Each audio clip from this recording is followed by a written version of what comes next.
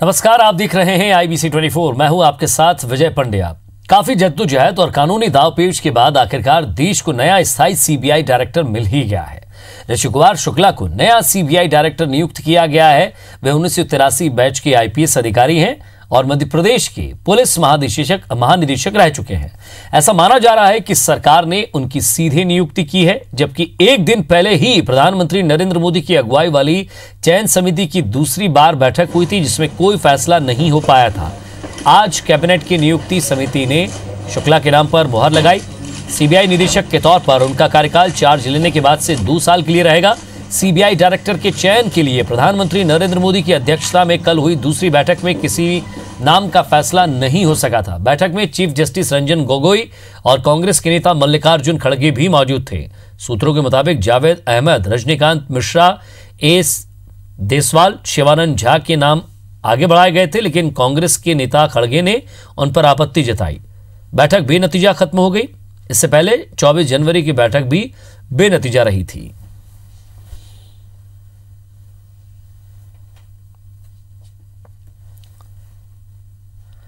तो ऋषि कुमार शुक्ला नए CBI chief बने। 1983 बैच के IPS अधिकारी हैं। मूलतः ग्वालियर के रहने वाले हैं ऋषि कुमार शुक्ला। तो CBI डायरेक्टर के तौर पर 2 साल इनका कार्यकाल रहेगा। तो शुरुआती पोस्टिंग CSP रायपुर हुई थी। दमोह, शिवपुरी और मंदसौर जिले के SP रहे हैं। 2009 से 2012 तक ADG इंटेलिजेंस भी रह चुके हैं। जुलाई 2016 से जनवरी 2019 तक मध्य प्रदेश में और वर्तमान में Madhya Pradesh police housing board की चेयरमैन है। और ज्यादा बातचीत के लिए हमारे संवाददाता राकेश चतुर्वेदी हमारे साथ जुड़ गए हैं। राकेश, एक महत्वपूर्ण बात यह कि मध्य प्रदेश के DGP रह चुके हैं, साथ ही साथ पुलिस हाउसिंग कॉर्पोरेशन जो है उसके चेयरमैन भी हैं। सवाल यह कि एक साफ छवि है उनकी।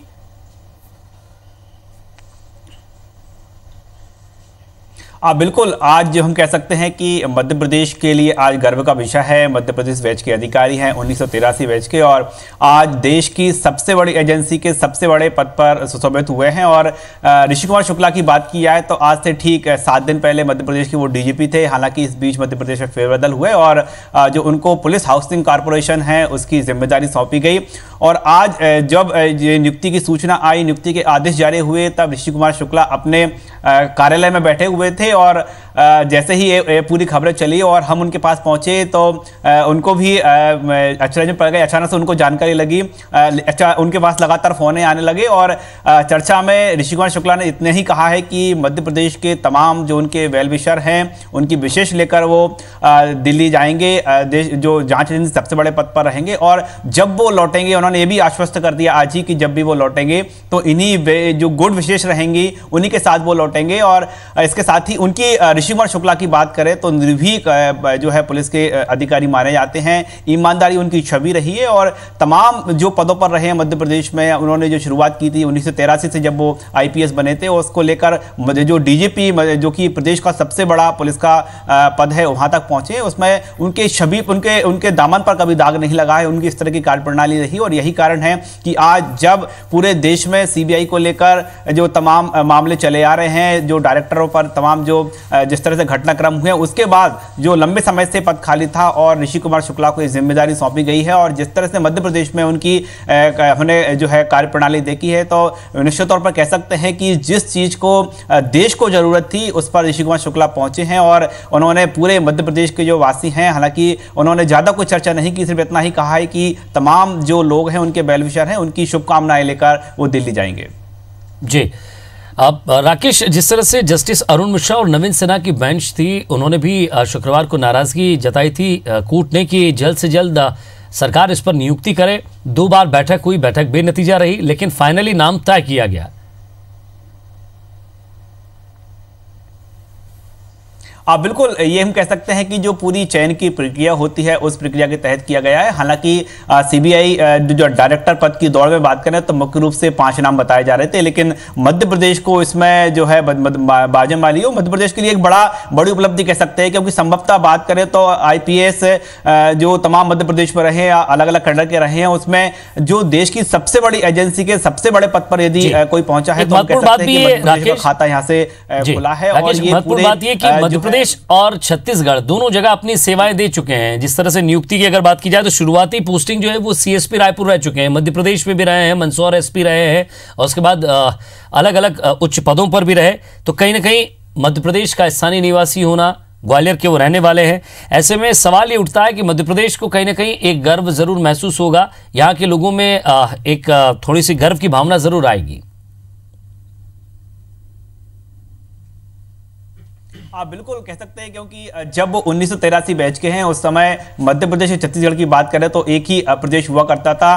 तो छत्तीसगढ़ का भी जो है उनका हम कह सकते हैं कि इसमें कहीं ना कहीं उसके लिए भी गर्व की विषय होगी। और फिलहाल बात करें तो जैसे ही नियुक्ति के आदेश जारी हुए उस समय जो ऋषि कुमार शुक्ला है अपने कैबिन में बैठे हुए थे, कक्ष में बैठे हुए थे, कुछ फाइलें वहां पर निपटा रहे थे, उनको सूचना लगी और जो हाउसिंग कॉर्पोरेशन है वहां पर तमाम वरिष्ठ जो आईपीएस अधिकारी हैं उनके पहुंचने का सिलसिला शुरू हो चुका। और ऋषि कुमार शुक्ला समझ ही नहीं पाए कि अचानक ये क्या हुआ है।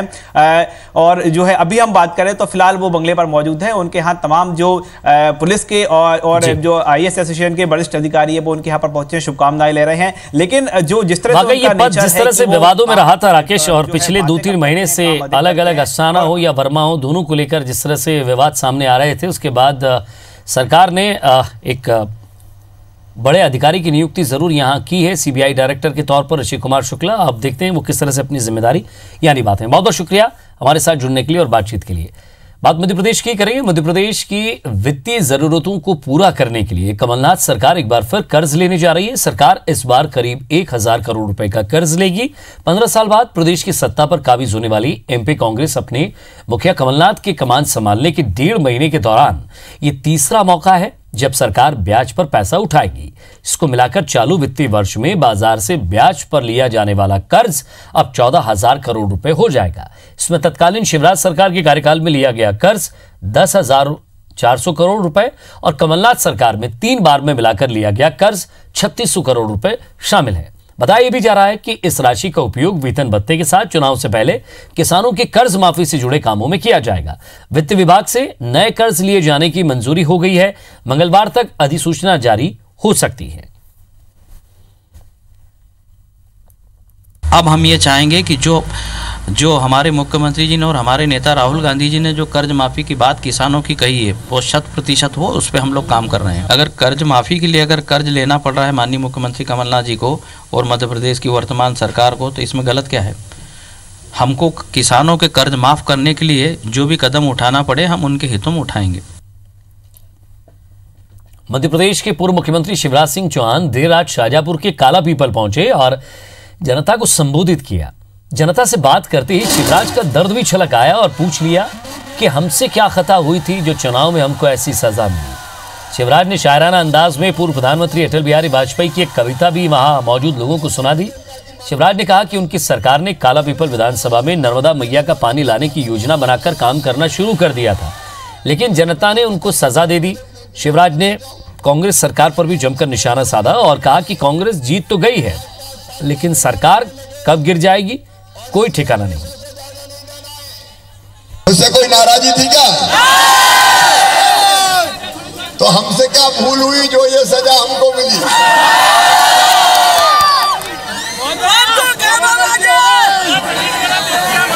लेकिन मुझे कोई अंतर नहीं पड़ा, मुझे कोई अंतर नहीं पड़ा। क्या हार में क्या जीत में किंचित नहीं भाई भीत में, कर्तव्य पथ पर जो मिला ये भी सही वो भी सही, कोई परवाह नहीं। भोपाल में कमलनाथ सरकार में उच्च शिक्षा और युवा कल्याण मंत्री जीतू पटवारी ने पूर्व मुख्यमंत्री शिवराज सिंह चौहान को उनके बयानों को लेकर योग और ध्यान करने की नसीहत दी है। शिवराज ने उनके टाइगर जिंदा है कि और ईंट से ईंट बजा दूंगा जैसे बयानों पर पलटवार करते हुए जीतू पटवारी ने कहा कि शिवराज सिंह में नकारात्मकता ज्यादा है, इसलिए वो ऐसे बयान देकर मध्य प्रदेश और खुद की मर्यादा गिरा रहे हैं। ऐसे बयान गली मोहल्लों के कार्यकर्ता देते हैं।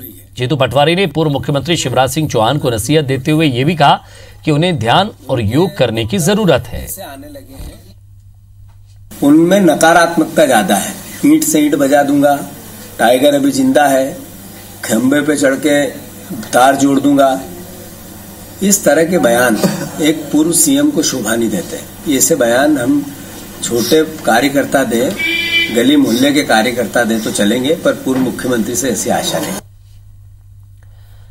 मोदी सरकार के अंतरिम बजट को जुमलेबाजी कहने पर बीजेपी प्रदेश अध्यक्ष राकेश सिंह ने कांग्रेस पर पलटवार किया है। राकेश सिंह ने लोकसभा में पेश बजट को जुमलेबाजी कहे जाने को दुर्भाग्यपूर्ण बताया। उन्होंने कांग्रेस को हताशी वाली पार्टी करार दिया। राकेश सिंह ने कहा कि कांग्रेस इस ऐतिहासिक बजट में भी कमियां ढूंढकर उसका सियासी फायदा उठाने की फिराक में थी, लेकिन उसे यह मौका नहीं मिला। इधर पुजारियों का मानदेय बढ़ाने और सॉफ्ट हिंदुत्व के एजेंडे पर आगे बढ़ने पर राकेश सिंह ने कांग्रेस पर चुटकी ली और इसे चुनावी हथकंडा करार दिया। सीधे शब्दों में कहें तो इस बजट के बाद कांग्रेस बुरी तरीके से हताश और निराश हो गई है। कांग्रेस को उम्मीद नहीं थी।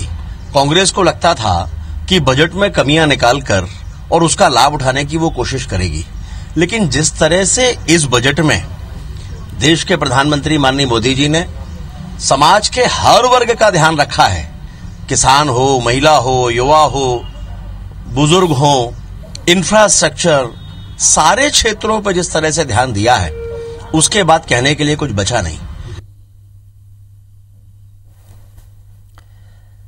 लोकसभा चुनाव से पहले सॉफ्ट हिंदुत्व के मुद्दे पर कांग्रेस और बीजेपी पर जुबानी जंग तेज हो गई है। बीजेपी के प्रदेश अध्यक्ष राकेश सिंह ने कांग्रेस पर हिंदुओं को लुभाने के हथकंडे अपनाने का आरोप लगाया था, जिसके बाद जबलपुर उत्तर से कांग्रेस विधायक विनय सक्सेना ने राकेश सिंह को जमकर घेरा और बयान पर पलटवार करते हुए कहा कि कांग्रेस सरकार सबके विकास के साथ हिंदुओं के लिए भी काम कर रही है। इसमें राकेश सिंह को इतनी आपत्ति क्यों है? बीजेपी अपने आप को हिंदुत्व का ठेकेदार बताती है और अब उसे तकलीफ हो रही है। कांग्रेस विधायक विनय सक्सेना ने आरोप लगाया कि बीजेपी खुद हिंदुओं को सिर्फ वोट बैंक के रूप में देखती आई है, जो फिर लोकसभा चुनाव को देखकर राम मंदिर का मुद्दा उठा रही है। हिंदू धर्म में कोई भाषा ऐसी नहीं है जिसपे सॉफ्ट हिंदुत्व, हार्ड हिंदुत्व, है ना, या क्रिमिनल हिंदुत्व या नॉन क्रिमिनल हिंदुत्व, ये भाषा भारतीय जनता पार्टी की बनाई हुई। धर्म का वो अपने हिसाब से समय समय पे उपयोग करते हैं। कब उनको राम मंदिर का उपयोग करना है, कब उनको भगवान शिव का उपयोग करना है, कब उनको गौ माता का उपयोग करना है। कांग्रेस का तो अपना जो एजेंडा है, हम हर धर्म का सम्मान करते हैं।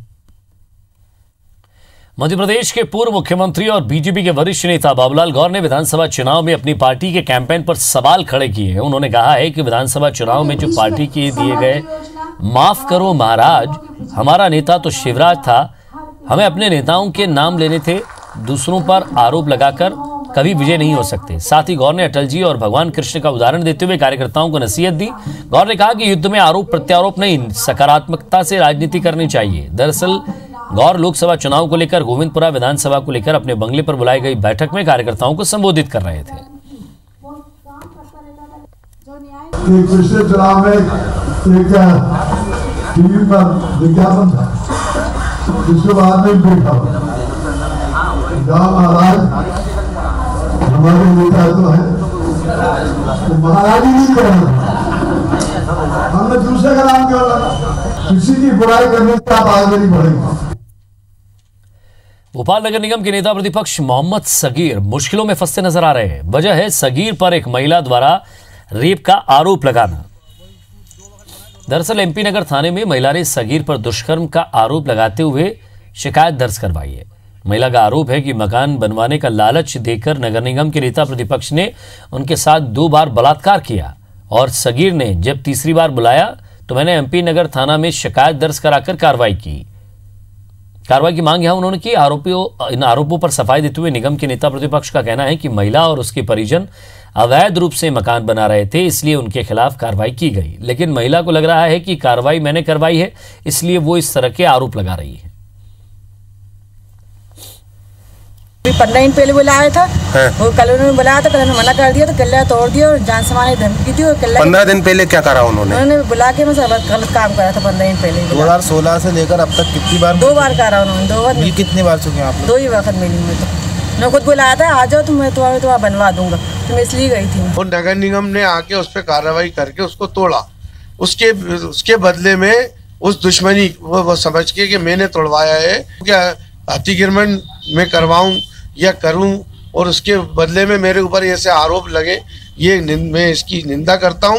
और ऐसी महिलाएं जो आए दिन लोगों पे इल्ज़ाम लगा के बदनाम कर रही हैं, ये शासन प्रशासन पुलिस प्रशासन को देखना चाहिए।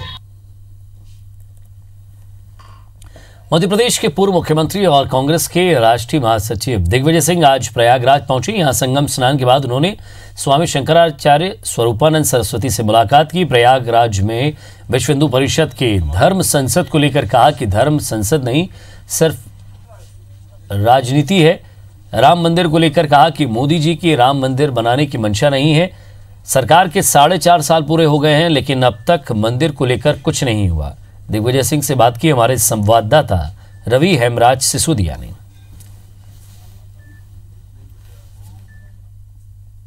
मध्य प्रदेश के पूर्व मुख्यमंत्री और कांग्रेस के वरिष्ठ नेता दिग्विजय सिंह जी प्रयागराज पहुंचे। यहाँ पे उन्होंने स्नान डुबकी लगाई है, पूजा पाठ की है। अब सबसे पहले उनसे बात करते हैं। सर, सबसे पहले सवाल यही है, सिंहस्थ एक उज्जैन में भी हुआ था, वहां की भी आपने स्थिति देखी थी, वहां पे भी आपने जो व्यवस्था है वो सारी व्यवस्था देखी थी। प्रयागराज कुंभ पहुंचे हैं, यहाँ पे आपने स्नान किया है, पूजा पाठ की है, क्या अंतर देखते हैं और क्या व्यवस्थाओं को लेकर चुकी? हम लोग यहाँ पर आस्था के आधार पर डुबकी लगाने आते हैं, व्यवस्था देखने नहीं आते हैं। जी जी सर, एक छोटा सा सवाल और 2 सवाल ये रहेगा। अभी अगर बात करें तो जो धर्म संसद हुई थी उसमें राम मंदिर का मुद्दा भी गरमाया था। संसद जो है राजनीतिक संसद है। जी सर, मध्य प्रदेश की अगर बात करेंगे तो अब मध्य प्रदेश को लेकर बात करेंगे तो सर, जो प्रदेश अध्यक्ष लोकसभा चुनाव के बाद या पहले कौन मध्य प्रदेश में जो यहाँ पे राजनीति बात नहीं होती। तो ये थे हमारे साथ में कांग्रेस के वरिष्ठ नेता दिग्विजय सिंह जी, जो कि स्वामी स्वरूपानंद सरस्वती जी के आशीर्वाद लेने यहाँ पर आए थे। इसके बाद अब वो दिल्ली के लिए रवाना होंगे। कैमरा पर्सन राहुल सिंह के साथ रवि हेमराज सिसोदिया, IBC 24 प्रयागराज। मध्य प्रदेश में भले ही सरकार बदल गई है, लेकिन बदहाल व्यवस्था सेवाएं पटरी पर नहीं लौट पा रही हैं। ये हालात तब हैं जब उत्तर मध्य भारत के सबसे बड़े अस्पताल ग्वालियर जय आरोग्य अस्पताल, जहां मॉनिटरिंग खुद सरकार के मंत्री और विधायक कर रहे हैं, बावजूद इसके जय आरोग्य अस्पताल में लापरवाही और बदहाली का सिलसिला खत्म होने का नाम नहीं ले रहा है। गंभीर मरीज 3-3 घंटे तक इलाज के लिए स्ट्रेचर पर पड़े रहते हैं। लापरवाही का आलम यह था कि इन मरीजों की बोतल दीवार पर ही लटका दी जाती है, तो कोई अपने हाथों में बोतल लिए स्ट्रेचर पर लेटा है। भिंड से आए मरीजों को सुबह 11 बजे से दोपहर तक देखने वाला कोई नहीं था। करीब 10 से 12 मरीज स्ट्रेचर पर ठंड से ठिठुरते नजर आए। अस्पताल के अधीक्षक इस मामले पर अपनी मजबूरी गिनाते हैं। अधीक्षक कबूल करते हैं कि अस्पताल के हालात खराब हैं, जो धीरे धीरे सुधरेंगे। एक्सीडेंट हुआ था सवेरे 4 बजे करीब, गोद थाने गए, गोद थाने से यहाँ लाए। यहाँ तो एक्सरा कराने के लिए लाए, सब अभी बाढ़ में ले गए थे, फिर एक्सरा करा के यहाँ छोड़ दिया। यहाँ कोई है ही नहीं है इसमें धक्का मारने, ना कोई सुनवाई ना क्या, सब अपने घर ही घर के कर रहे हैं काम। बिल्कुल मैं इस बात को मानता हूँ कि हालात पूरी तरह से ठीक नहीं है, लेकिन अगर आप खुद जाके देखें जो हालात पहले थे उसमें काफ़ी सुधार हुआ है। ग्वालियर में फिर स्वाइन फ्लू के केस सामने आने लगे हैं। यहां स्वाइन फ्लू के 2 केस पॉजिटिव आए हैं, जिसमें BSF के DIG का इलाज मेडिकल कॉलेज में चल रहा है, जबकि एक महिला की दिल्ली में इलाज के दौरान मौत हो गई है। जिसके बाद आनन फानन में स्वाइन फ्लू को लेकर अलर्ट तो जारी कर दिया गया है, लेकिन तैयारी कुछ नहीं की गई है।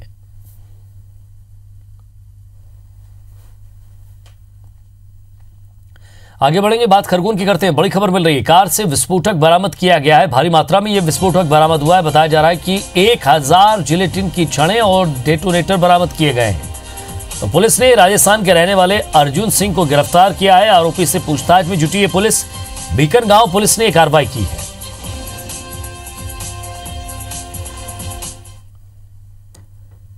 क्या कोई धागा आपकी मन्नत पूरी कर सकता है? क्या किसी धागे से किसी भी प्रेत आत्मा को भगाया जा सकता है? आपके इन तमाम सवालों के जवाब के लिए हम आपको नरसिंहपुर जिले के एक छोटे से कस्बे मारेगांव की तस्वीर दिखाते हैं। मारेगांव में हर साल भूतों का मेला लगता है। साधु संतों की समाधि पर लगने वाले मेले में हजारों की संख्या में जनमानस उमड़ता है।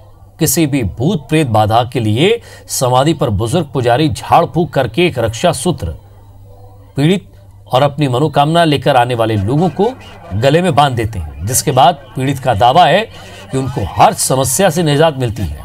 लगभग 100 सालों से लगने वाला ये मेला आज भी बदस्तूर जारी है और लोग अपनी मुरादें पूरी करवाने के लिए मन्नत मांगने आते हैं।